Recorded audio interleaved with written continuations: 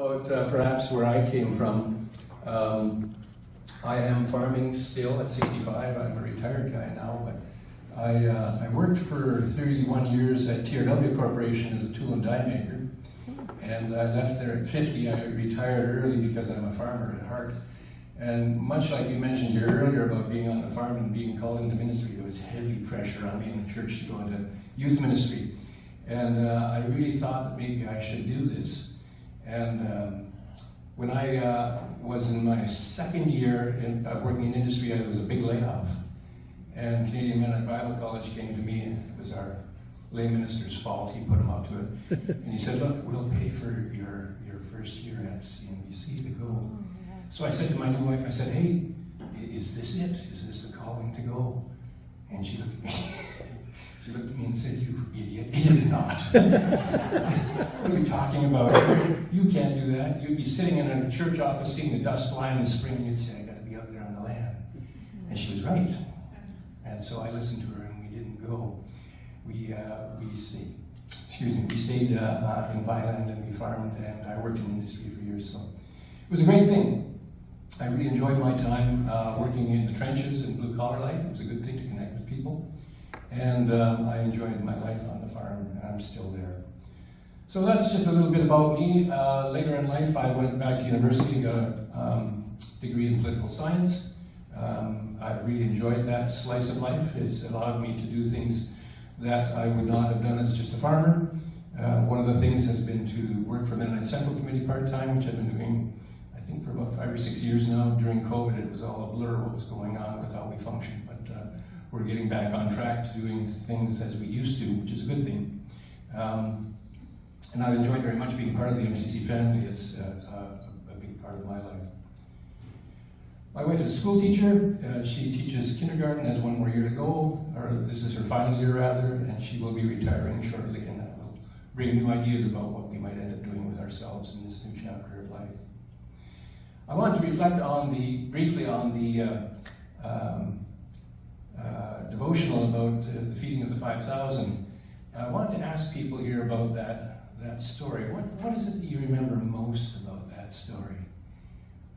Is it the multiplication of the food, or what is it that really stands out for you? What do you think happened there? Scripture's an amazing thing, you know. We grow up understanding certain stories a certain way, and then sometimes something comes in and jars our understanding and say, maybe it was a little different. And years ago, when I was on tour with Canadian Food Grains Bank in South Asia, just before we went to visit Mother Teresa, I actually met her there, we had a devotional that looked at this passage, and it looked at it in a different way than I had historically thought about it. And it shifted my thinking from that moment being a multiplication zap, sort of magic move that Jesus did to multiply all the food, to a different thinking, which is just as miraculous. And that is that everybody had food in their back pocket, not just a boy with two fishes and 4 or 5 loaves, but they were reluctant to share. And when the child came forward and said, I've got this to share, everyone said, we have stuff to share. And so perhaps the miraculous moment wasn't a multiplication of food by Jesus' miraculous power, although that could have happened. I'm not saying it didn't. Maybe what happened was people decided we're going to share our resources too. And is that not what we need to think about ourselves today? This song that I want to teach you is called... Where do we leave the glasses? There we are. As I fossilize, it gets worse every year. Here we go. Who will speak a word of warning is the one I want you to sing with me. I'm going to have you play it through, Linda, once so people hear what it sounds like. And I want you to take note of the words. Someone told me a while ago, this is an ominous song. And it kind of is, because it's reminding us that we are in a space where we can influence things. We are the wealthy and the powerful. And what are we doing about that? So Linda, if you can play it through, we'll hear what it sounds like, and then we'll sing all 3 verses.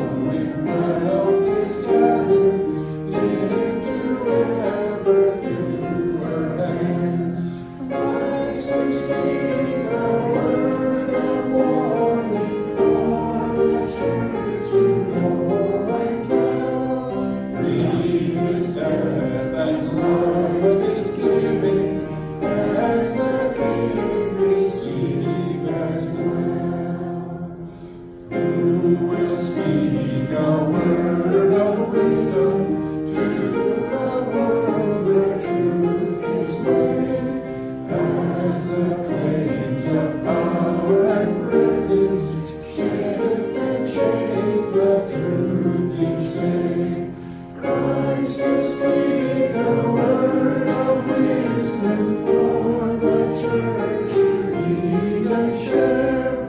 Truth is not the claims of power, truth is heard at home and prayer. Who will speak a word of welcome to the greatest and the least, calling those with bounty service, calling all to share the feast. Christ, to speak a word of welcome for the church to tell and take. All who hunger bound seated, take what Christ is here to give. Thank you.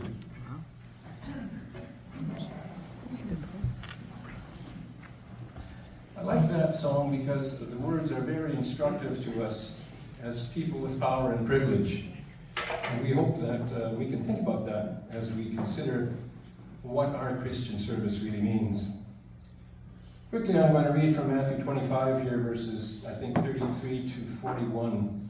This is also a very familiar piece for many of you. I'm sure you're all familiar with this passage.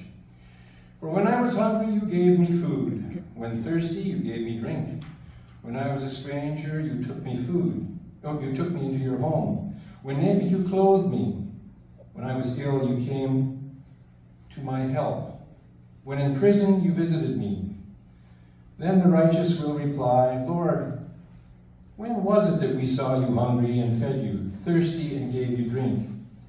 A stranger and took you home, or naked and clothed you? When did we see you ill or in prison or come to visit you?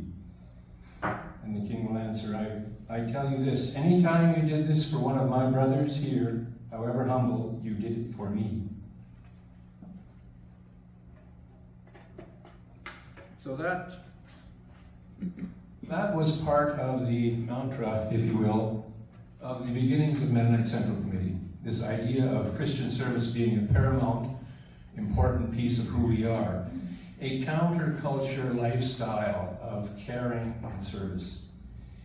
And MCC, and I'm going to ask some of you to share very briefly some stories in your own world about where Mennonite Central Committee has overlapped in your life. Anyone want to share something about Mennonite Central Committee that was part of their story? Just the relief. Go ahead. Well, if you donate to the thrift stores, like the Elmira thrift store, they sell, everything they sell goes to disaster areas in the world. So it's a blessing to be able to give things that we have so much. We just moved my sister from a big apartment to a small place in a retirement home, and there's so much that we gave.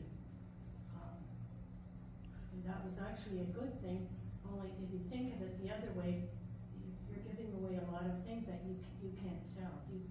Like some people, like you can sell maybe some things, but not a lot of things, you know. So it's a blessing to have a place like that you can donate. MCC Thrift is an amazing thing. When you think of the generation of capital that it does, and the good that it does, it is profoundly amazing what can happen out of our leftovers, if you will. Wonderful. Someone else? I have a friend who comes all the way down, Bonnie Sitter, who wrote Onion Skins and Peach Fuzz about the farmerettes. She comes down to speak regularly about her books. And I meet her in New Hamburg because she loves that shop. So I meet her, I take her to where she's going to speak because she doesn't want to do the expressway. And so she's not Mennonite in any way, but that's one of her favorite places to go. And our family has embraced the relief sale every spring because, and when people hear that everything goes to charity, the farmers don't bring their chicken and then they take off the price of the chicken and the profit of having cooked it. They are just amazed that it's all volunteer, all donated, all the proceeds go to. Yeah, that's wonderful. There's an organization called Charity Intelligence, and you can check it online, and it'll give you a report of the most responsible charities that there are in Canada in terms of dollar given, dollar delivered. And Canadian Food Grains Bank and MCC is consistently in the top 10 of those. And so the overhead for these organizations is very, very low compared to some of the other ones, and it's worth your while to see what's on that page. Our congregation is deeply, deeply involved with refugee sponsorship, and MCC has been a real pioneer in establishing the template of how to do this. And this really exploded during the boat people crisis in the late 70s. And that template that MCC created for refugee sponsorship is used across the country, really. And it's a magnificent piece of work that is being done when you consider that many of us were also refugees not that long ago. So it's an important piece of the puzzle that MCC is part of as well. Some of us here are old enough to remember our forebears, our parents and grandparents coming out of Europe and what Mennonite Central Committee had to do with that. My own story is deeply seared into my soul. My father was starving in 1920-21 in South Russia. And his earliest memories are of people dying, of being without food. And the moment that the soup kitchens from MCC were assembled for them, that meant life for him and his family. And he was a child of the group that was 5 years of age and under, and nursing mothers. They were the first ones to the soup kitchens. And so he remembers that in a very impactful way about how MCC saved his life. My in-laws, the Paykows, after the war, Paykows and the Martins family, were struggling to escape Soviet repatriation. And Mennonite Central Committee eventually worked with them to get them transported to Paraguay to escape that awful end that many of the other relatives did not have, of being sent back to Siberia. MCC is deeply, deeply part of my world. Like I say, it's seared into my soul. Without MCC, I probably wouldn't be here today. And so it's a deeply impactful piece of my Christian life to promote and work with Mennonite Central Committee to help those others who are in need of help that have no one to help them. So this is a MCC dove symbol which you are seeing and are familiar with, and I particularly love it that the mantra over top of it says, "In the name of Christ." That's why this thing is happening. And the peace witness of the Anabaptist community being strongly exemplified here with the peace dove and the cross inside it is a really good symbol. I like it that it's been built together. This is on the door, actually, of the Ethiopian compound where I was on an MCC study tour some 2 years ago, that's more than that, it's 2020 is when I was there. And so it's an interesting reminder for me, this weathered door, about what was going on in another country far away from me. Before I talk about the Food Grains Bank, I should talk about how MCC created the Food Grains Bank. I often tell people MCC had a baby and it was called Canadian Food Grains Bank. It started in Western Canada in the mid-70s, and it was originally called the Mennonite Food Grains Bank. But how it started was from the dreamscape of 4 men who had connections with Mennonite Central Committee.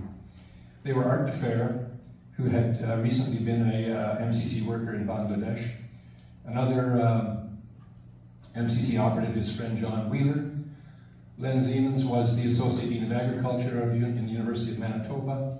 And Dave Dirksen was an agronomist with the Federal Grain Company in Winnipeg. Now, these 4 guys went together for breakfast, I think once a week. And when Art DeFair came home from his MCC tour, he was really frustrated that they couldn't move food aid into areas of deep crisis fast enough. It'd take a year sometimes before you could organize things to deliver foodstuffs. So he said to these guys, we've got to dream up a new idea. How can we get this readily available and ample and ready to move? And they decided that they would look to Scripture, and they saw this story, which they were very familiar with, the Joseph principle from Genesis 41, I believe, where they stored food for impending famine in the future. They said, why don't we do this? Why don't we go to our Mennonite constituency out here and say, let's bank grain for moments of crisis. And when it's needed, bang, we'll ship it off. So they put this idea together. They went to CETA in Ottawa, where a Tony Ents, who was also a former MCC operative, was working. And they said, what do you think? Can we pitch this to the federal government that they'll support this initiative? Excuse me. And Ents went to his superiors, and they said, we like this idea, and we'll match your donations 4-to-1 up to a ceiling. And I forget what it was at that time. Today it's $25 million of matching money that the federal government puts towards your donation from Canadian Food Grains Bank. And the Fed said, let's do this. And they also encouraged them to engage other denominations in this dreamscape, which they did. And they renamed it the Canadian Food Grains Bank in 1983, with 5 other denominations coming on board. Let me see if I can get this clicker working right. Other way. What? That wasn't it. That's backwards. There we go. Are we on the top here? No, the arrow button that's... I've got 2 arrow buttons here. And you thought he was technically challenged. Look at that. There we go. There's the Canadian Food Grains Bank. So it's been created formally since 1993, and this is now the community of churches which are part of this. Incidentally, the American government has looked at this model and said, how can we do something like this? And they have been working around establishing a similar sort of charitable expression. And I'm not sure how far off the ground it got. I suspect it won't have any traction in the next 4 years, but anyway. It's a good idea when you have your government saying, we like what you're doing. And indeed, the Canadian Food Grains Bank and MCC are seen as honest brokers for development work abroad. So Canadian Food Grains Bank mission is working to end global hunger. And it's a vision with a world without hunger. Do you think that's realistic? Can this actually be done? I like to see nodding heads here, because a lot of people say, yeah, it sounds lofty, but we can't really do that. But we can do that. We can do just about anything if we put our minds to it. And if we're able to convince people of the worthy value of it. And finding a way to make this more of a reality in a world with all the kinds of crises. The most screaming one is the Gaza one now. Driving into here today, I was listening on CBC about this impossible situation of starvation that's developing there, and there's no reason for it. And finding a way to get aid into that area is so difficult right now. We hope that that can change soon. Anyway, it's a problematic thing, but we need more dreamers in our world to say we need to do something about this. So there's some statistics from, I think, to the end of 2022, 23. The Food Grains Bank does a lot of aid for a lot of different possibilities. And while that may look like a drop in the bucket in terms of the broader scale of crisis in our world, that's how you start filling the bucket. One of the hallmarks of the Canadian Food Grains Bank is that they appeal to agricultural community to do growing projects, not only to draw attention to the need for foodstuffs globally, but also to engage communities in partaking in a project collectively. And this is one of the things which I think has really been useful in order of in fundraising, to have people from a broader section, not just the farm community, but others contribute to farm growing projects. There's all kinds of these out west, and now, of course, here in Ontario, and as far as New Brunswick, I believe there are some too now. It started as a Western expression, and it moved here into Ontario. I'm pretty sure our Mennonite church in Vineland was the first Ontario Mennonite church to do a growing project. I did that back in 1987, I think, 89, something like that. Anyway, they're quite common now all throughout Ontario. The United Church is a big proponent of them in Ontario. The interesting thing, too, about growing projects is that one time we used to actually bag grain and send the grain. We would commission a freighter, and there'd be a big ceremony of launching this thing with all this food. A lot of infrastructure work, a lot of cost. And for a long time, government was wanting us to ship our grain for some reason. I forget what the concern was. But eventually we convinced them that we want to trade this on paper. It makes logistics so much easier. But not only that, it changes the equation in the countries where the foodstuff comes. Example, in Uganda, they like white corn, not yellow corn. And so if we are shipping our corn in there, it's not really what they're used to or would want. And secondly, it was disruptive of their local economies. Suddenly you had all of this foreign grain coming in, which disrupt the subsistence farm systems that they had going. So there were problems with shipping our own grain overseas. And the solution of trading on paper made us able to support local economies and support the dietary needs of people as they preferred them. So that's been going on for some years now, but it was a huge advance for us in terms of logistics and sensibility. This is something that the Food Grains Bank often reports or often wants to speak out, that people kind of memorize this mantra.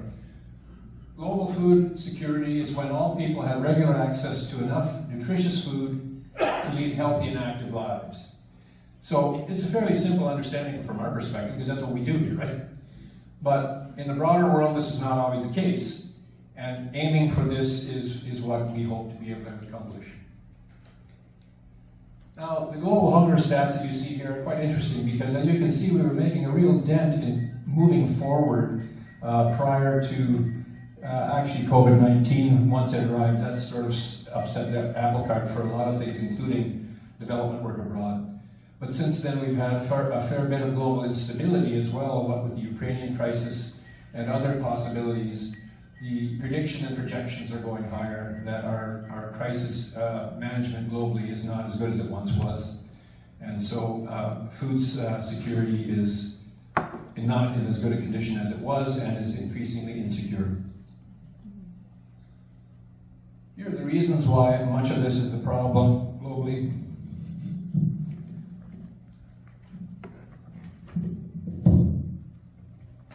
Maybe I'll try this. So why are people hungry? Well, there's inequality, there's conflict, climate change and natural disasters, food system failures, which have been worsened by COVID-19, as I mentioned. One of the things that I think we're pretty clear on is the inequalities and conflict which are part of our world, and how that is a contributing factor in a big way to a lot of our problems with food insecurity. One that has not been talked much about, but is screaming in our face these days, especially the moment of COP29 here, or COP29, sorry. Climate change and natural disasters. Many of the developing countries that are suffering from food insecurity are closer to equatorial areas where climate change is at its most severe. This is not always a popular discussion among church communities, because not everyone is excited about the calamity that climate change really is. But it's a huge piece of the puzzle in today's world in terms of how food security is accessed. And another complicating factor in this is the inequality question, where 79% of women in the least developed countries derive their income from agriculture. And in fact, they are the harvesters and gatherers at this point. And so many of the women in our world are the providers of food in growing it and preparing it and distributing it. And so the Food Grains Bank and the Central Committee are actively engaged in building equality and gender reform around the world. This is a tough one to work with, but it does work fairly well in this area of agriculture. Most of the people that I met on my tours through the Third World who were embracing reform in agriculture, conservation agriculture, were women. And they were trained to use new methodry and improve their soil and their productivity. And it is giving them leverage in terms of being equals in their cultures.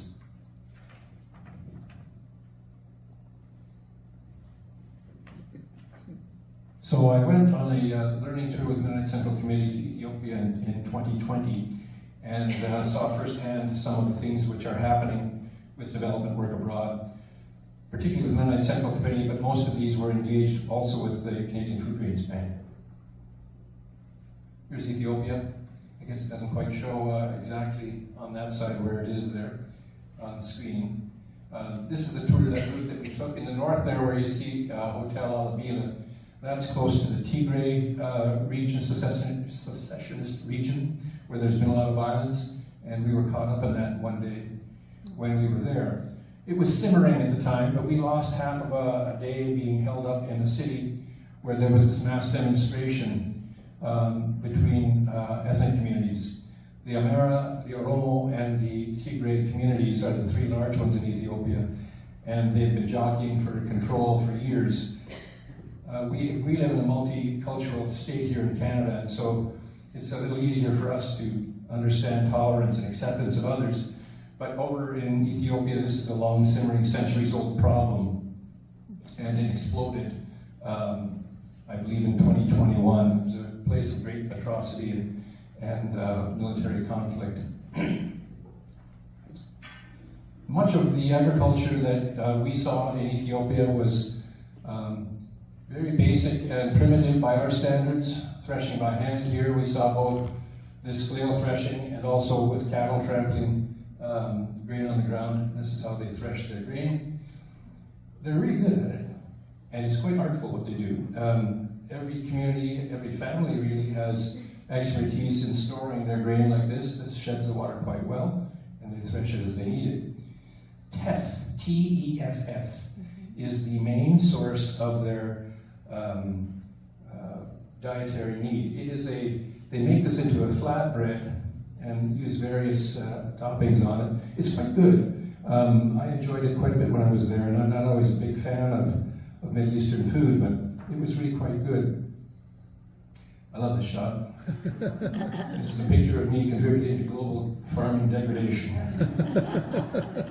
So I said to our right-hand man from the MCC office there, I said, I would really like to try plowing with an ox.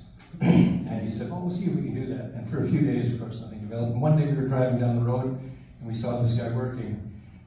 And he said, stop the entourage, we're going out there.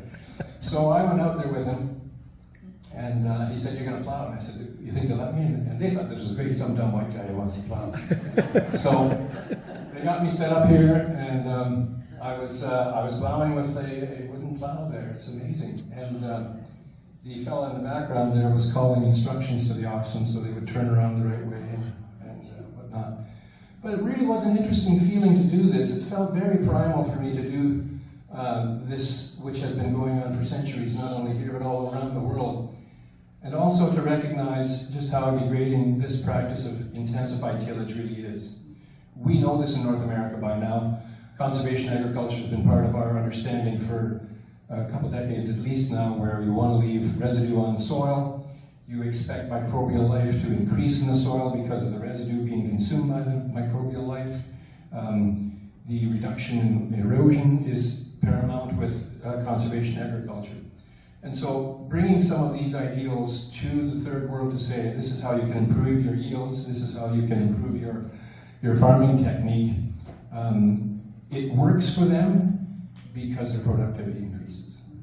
And once they see a rise in productivity, that they can sell their surplus, that they can supply their family's needs without concern, that their kids can go to school, there's so many reasons why they are beginning to embrace this. This is an area that shows some of the erosion that we had, and there was some very serious erosion problems throughout Ethiopia that we saw. This is a site that was already being worked on in terms of conversion. You'll see here behind, on the left-hand side here, these are check dams, which MCC has been working with for some time in the developing world to stop erosion, and this is in a reforestation zone that we were in. This is what it looks like. This one had been in place, I would suggest to you, for probably 8 years. And the lush growth around there, they had said to us there was a return of many, many species of animals that had been long gone. They had returned now that there was cover and habitat for them. Water quality improved, and surrounding farmland was had better water table retention. This is a piece of land that has been worked, I would say, for 5 to 6 years in terms of reclamation. We are standing on a barren piece of land. This is a piece of land that's been introduced to terraced agriculture and crop rotation. You'll notice the lines and lines of trees that are planted as shelter belts and for holding water table. The good thing about these trees is that they are very much like a regenerative forest, in that you can actually trim the trees down for forage for your animals and it will rapidly regenerate. There's maybe a better side of it.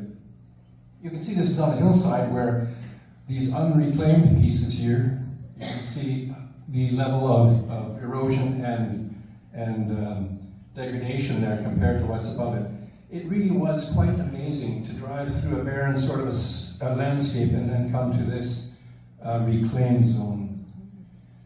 This is our group standing on I believe a second year program of reclamation and conservation agriculture. It looks pretty ratty, but it's the beginnings of change that introduce many multi-crop diversities. This is a good picture which shows you some corn stubble, some forage for cattle, and the shelter belt trees, which were also used for forage, and for fuel, for that matter, for communities. We had this great celebration when we came there. The whole community came out to talk with us about their success, and they had these adorned horses that we all rode in on. It was really fun. I felt like a High Plains drifter on the thing. I mean, it was a really fun engagement of their community. And I spent some time talking to these two women with Seaside, that's our operative from the MCC office, translating for me.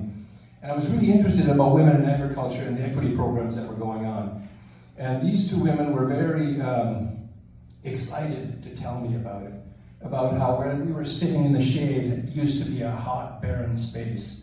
And now they have shelter from the sun, is one of the things they said. They mentioned how important the conservation agriculture training had been for them, and that MCC and the Food Grains Bank had introduced techniques which had improved their productivity and indeed their quality of life in such a huge way. I asked them about their relationship to the men in the community and how this was a challenge to them. And they said, initially it was a challenge, and then it became this embrace by the men to say, we want to do what you're doing too. And so it was such an amazing moment, maybe one of the highlights of my trip there, to see the change in these other cultures, these communities which are not characterized by our Western way of thought. We're discovering the value of gender equality. This is a sign that references both Food Grains Bank and MCC in terms of working with a rehabilitation project. Conservation agriculture and watershed renewal is what this one was about too. This one was probably 5 or 6 years in the making, and it was already quite lush with tree growth and with species reintroduction, which happens naturally. The animals return. You'll see here, this is about the well drilling projects that they had been working with. This was another interesting meeting where we went to an area where a community had this well drilled for them. This was a space where the entire community had been living out of a river nearby, and their animals had wandered through it, and they had all kinds of waterborne pollutants in there. And the fellow who drilled the well here was a former political prisoner in Ethiopia during the Marxist era, and he was a real interesting, dynamic man. When he was in jail, he had become a chess master in the country, and a weightlifter. This guy was on fire with energy. I really loved him. I should have put a picture of him in here. But he found an old well drilling rig that the Lutheran Church had been using in development work that had been abandoned. He rebuilt this thing, and then he worked in community development all over the place, not just with well drilling, but with a variety of things. And he partnered with an Central Committee and ADZAP about drilling these wells, and so they've worked with him in a number of settings.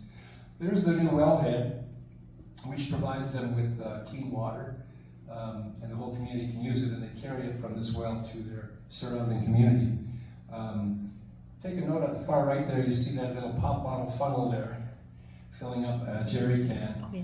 Jerry cans are everywhere in Ethiopia. People transport mass volumes on donkeys and on wagons in jerry cans. This is the old way they used to move water, and it's still commonly used. That's really heavy. And women, again, are the haulers of water and hewers of wood there, and it's their job to transport the water. Some of us tried to move water like this, and we weren't very good at it. And this is the return to the office in the city as Ababa. So it was interesting to see a wide variety of agricultural development there. I was very excited about the success rate that they had in terms of what they were doing there. I had seen this before in South Asia when I had been there with the Food Grains Bank in '96, I believe I was there with them. It was amazing how much more acceptance had happened in Ethiopia from when I was in South Asia in terms of conservation agriculture. I'm going to talk a bit about food grains projects here. This is Grow Hope Niagara. It is the second field that I got started in Niagara outside of our own church project. And I was motivated to do this one after I'd been to South Asia. I thought I need to do more.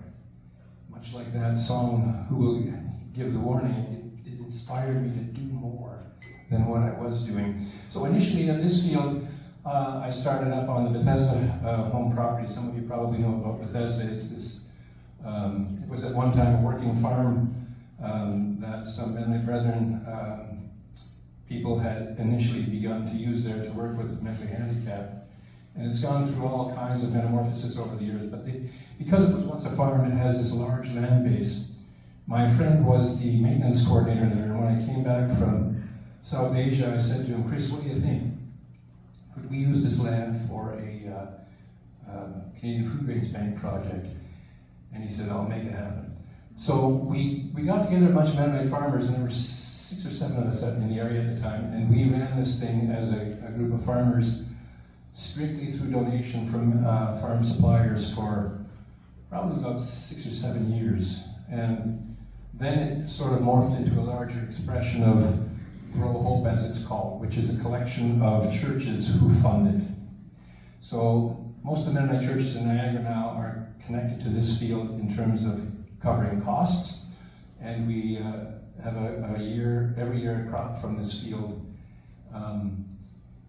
This is a crop turn that was during COVID, as you can see. We had soybeans in there that year, and I'm pretty sure we've run this thing for 27, 28 years, and I'm sure it's raised well over $1 million for development work. What's nice about this field too is that at present Larry Dick is the farmer who is running it out. He's managing the farm. Most of the people who were farming when we started have either retired or died, and so Larry and I are the last 2 left. And his farm is a very large scale, and so we let him manage it on his own now. He takes very good care of it. And another good thing about Larry is that whatever happens on this field every year, we will make sure there's creative accounting. It is never going to lose money.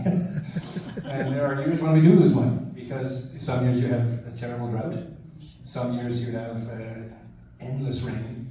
One year we had so much rain we couldn't get a mainline crop in, and we planted buckwheat on it, which is not a big dollar crop. It was very good for the land, and it was good for weed suppression, and we got a few bucks out of it, but it's not the same as, for instance, growing soybeans. So there's a lot of variability that can happen with a growing project. Most people that are doing these things employ that attitude that it can't lose money for what we're doing. And so that's kind of one of the fun parts of it, is that we make sure that this thing is going to go. I have a drone video I'd like to show at this point that I took of the field 2 years ago. This was one, I did this with a friend of mine who had a drone. The combine nearly swallowed it twice, but anyway, we got away with it. And it's a really great shot of the field, showing the size of it, the scale of the field, and the volume which comes out of it. Here we go.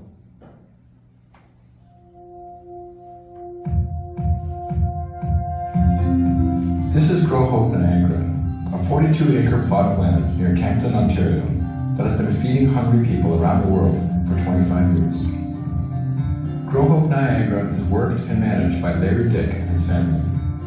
The land itself was generously donated by Bethesda Home, a community that supports and empowers children, youth, and adults with special needs. In 2022, the field was planted with corn. The corn was harvested and sold at market value. The net proceeds of this year's corn harvest alone brought in over $48,000, and the total since 2016 from Grow Hope Niagara is over $173,000. These proceeds are donated through MCC's partner, Canadian Food Grains Bank, or CFGB, where it can be matched by federal government funding to multiply the impact many times. At a time when food insecurity is increasing around the world, these funds will provide food aid and support development projects to feed hundreds of thousands of hungry people around the world. Help us work toward a world without hunger by supporting Grow Hope.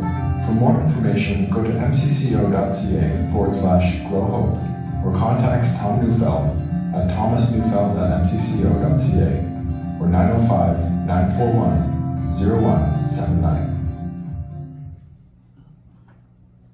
So that kind of gives you an overview of the scale of some of these fields. It's quite interesting to see it from the air. That year was a relatively good yield. We did quite well on that field. This past year was probably some of the best yields in Niagara in history, at least in my farming career. I was able on my food grains field from our church's expression, I have a 10-acre field that we do. We got 170 bushels per acre off of our clay soils, which is phenomenal. I've never had much more than 3.5 tons. So it was a perfect storm this year. It never stopped raining, and it was hot all the time, and everything just grew like crazy. So it's always exciting when you have a good crop, and it's always exciting when it pays well. This year our grain price was poor, but our yield was high, and that was a relief, if you will. This is another growing project in Leamington area. This one's been going on for a number of years as well. I know a bunch of these people in Leamington. It's from the Oak Street Mennonite Church there. And kind of an interesting sidebar story here. One of their members, David Epp, is the federal MP. He's a Conservative MP in Ottawa. He used to be the Canadian Food Grains Bank Ontario director. And he let go of that to pursue this political end, and that's where he is right now. So he happens to be my relative too, so we're cousins, and it's an interesting, I've always said to him, your role in that conservative world there is to move them towards the center. We have all these interesting debates all the time, and I'm a Liberal Party supporter. But anyway, it's a fun thing for us to consider about what our influence can be. And I'm glad to have Dave there to support international development. I have my fears that a conservative government will cut funding to development money. I hope that's not the case. This is our field from our first Mennonite church in Vineland, the 10-acre piece. That's the corn that we had in there this year. It was glorious. I'm still excited about how heavy that was of a yield. And here's our church family. We come out and celebrate the field, have a prayer of dedication. It's a really wonderful experience in terms of tying people to the project, to the land, to the initiative. If you're looking for a fundraiser that brings community together, this is a real fun one, particularly when you have people who have had some connection to agriculture in their lives before, and many of us have as Mennonites. In the Niagara area, I've been trying to do some new things with Food Grains Bank. Excuse me, I think creativity is a difficult thing to muster sometimes. And I've been trying to convince the wineries to join into the Food Grains Bank family, where we can donate tons of grapes for food development, aid development. And I would like them to chime in with matching money too. So this is a long march. I'm meeting sometimes with winery officials saying, what do you think? Do you want to do this? So some of these guys have started doing it anyway. And I have a few families that are dumping money, or tonnage, if you will, into the food grain system off of their vineyards. And for me, that's an exciting possibility.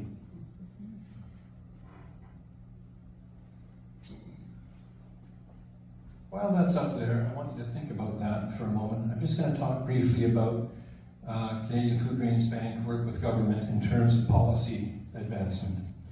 The Food Grains Bank is really active in lobbying politicians for development money, and specifically for climate finance right now, because climate change is such a drastic problem globally, and how we have such struggle, if you will, in terms of convincing everyone that we need to make a difference.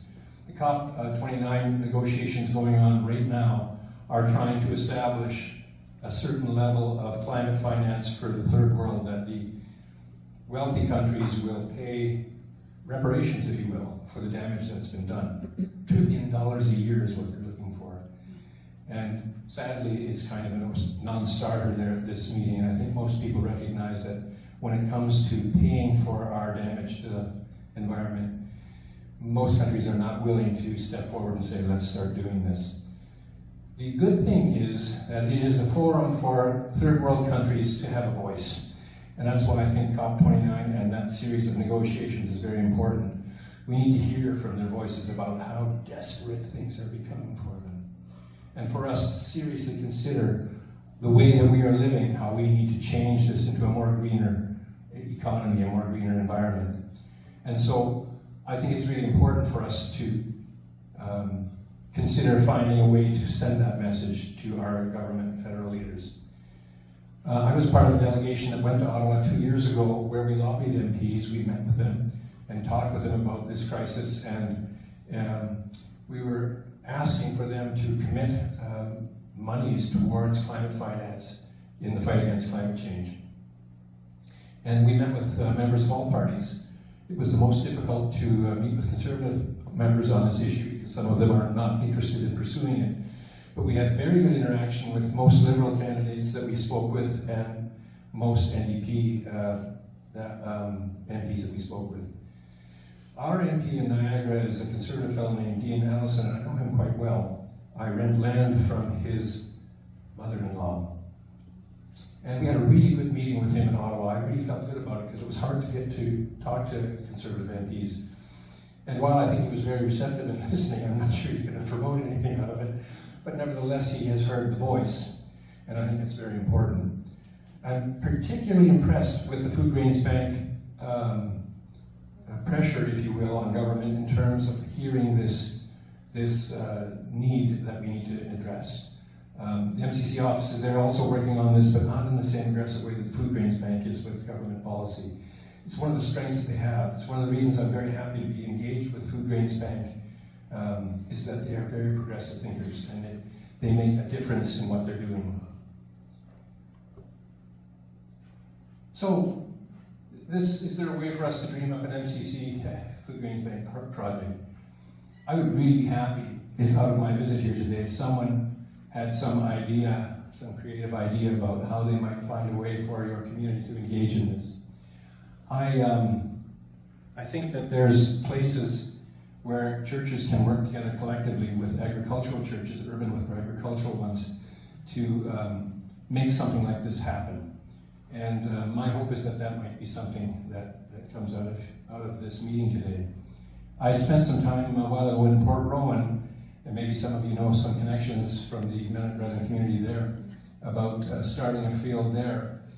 And I suspect if they felt nudgings from other church communities, why don't we do it on their farm, things might happen. I'm planting a seed here because that's what farmers do. and I'm hoping maybe somebody will till the soil for me on this one. So it's an idea that I have. But one of the things I had wanted to do is, I'm a bit of a storyteller sometimes. Over my years of lay preaching in the church, I've done a lot of these sort of things. And let me tell you a story that kind of plugs into this.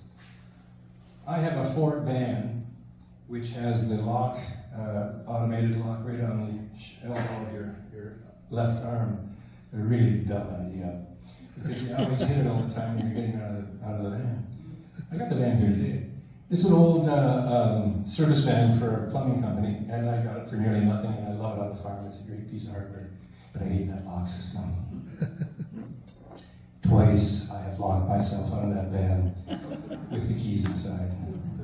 So this was a problem for me at first. Like, what am I going to do about this? How am I going to get in there? So I went on the internet like every reliable criminal does to find out how do you break into a car. So you can cut a piece out of the license plate. There's a plastic fitting there that you can cut out. You can get in there and unlock it. And I thought, maybe I'll do that. No, I don't want to do that. It'll damage the back door. So the other thing was to put wedges in your door, pry it out, and then get a wire in there and hit that plug to unlock it, the automatic unlock. So I've done this twice now. I'm pretty good at it now. I can break into that. I can break into that man real quick. It doesn't bother me anymore if I unlock this thing in here. Because I can get out, I can unlock the problem. And so often that's the case with us. We feel apprehension, we feel locked out when we should be creative. We don't even want to try because it's not going to happen. We have always got a key to get in, we don't have to worry about it. But once you get locked out and you're forced to think, how can I make my way back in? How can I make a difference? How can I unlock my mind that I'm going to do something new, something creative, something different, something that makes an impact on climate change, something that makes an impact on hunger, and there are so many people starving on our planet. How can I unlock some of the barriers that keep me from creative thinking to do something new? And that's what I thought about when I mastered the lock problem. I can get in there. I didn't think I can, but I can. And if I can get in there, somebody else can get in there. It's maybe a problem with the truck. But it's not for us. We need to think about how we can unlock our minds into a creative space of making a difference. Another quick little story for you. Everybody loves going to the dentist, right?